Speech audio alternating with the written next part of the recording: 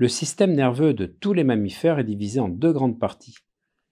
Le système nerveux central, appelé SNC, et le système nerveux périphérique, appelé SNP. Le système nerveux central est formé des parties du système nerveux qui est enfermé dans des structures osseuses. L'encéphale et la moelle épinière. Le cerveau tout entier se trouve contenu dans la boîte crânienne. Une vue de profil dans l'encéphale montre les trois parties communes à tous les mammifères, le cerveau, le cervelet et le tronc cérébral. Le cerveau est la partie la plus rostrale et la plus importante. Justement, précisons les termes que je vais utiliser.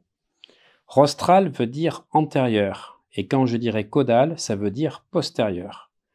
Quand les zones sont situées vers le haut, on parle de dorsal, et quand elles sont situées vers le bas, on parle de ventral pour mieux situer les structures.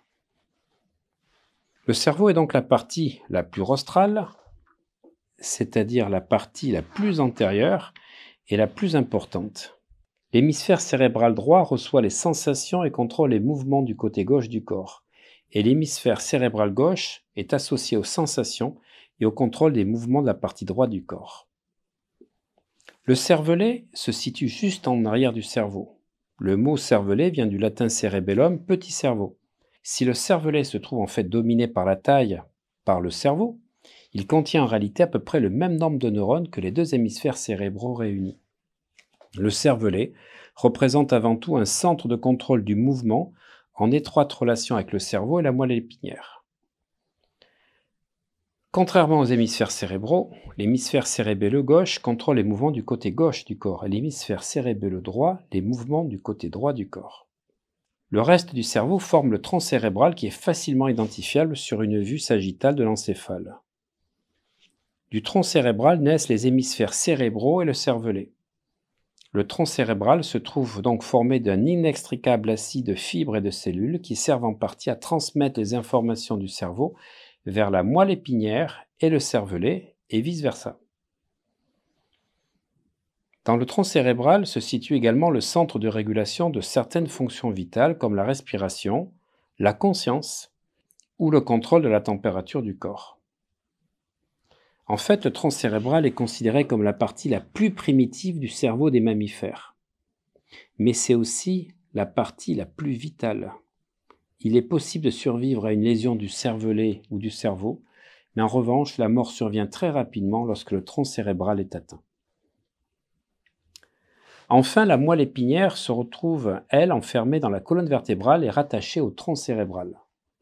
La moelle épinière représente la voie principale de transfert de l'information depuis la peau, les articulations et les muscles jusqu'au cerveau et vice-versa. Une section transversale de la moelle épinière entraîne une anesthésie, c'est-à-dire une absence de sensibilité de la peau, et une paralysie des muscles dans les parties du corps postérieures à cette lésion. Dans ce cas-là, la paralysie ne signifie pas que les muscles ne peuvent pas fonctionner, mais plutôt qu'ils ne reçoivent plus les ordres de commande du cerveau. Les nerfs spinaux ou nerfs rachidiens assurent la communication entre la moelle épinière et le reste du corps. Ils font partie, nous allons voir, du système nerveux périphérique, et ces nerfs spinaux émergent de la moelle épinière par des ouvertures situées entre chaque vertèbre de la colonne vertébrale. Chaque nerf spinal est rattaché à la moelle épinière par deux branches formant la racine dorsale et la racine ventrale. François Magendie a montré que la racine dorsale contient les axones conduisant les informations vers la moelle épinière, ce qu'on appelle le système ascendant, comme par exemple la sensation de douleur causée par un clou qui entre dans le pied.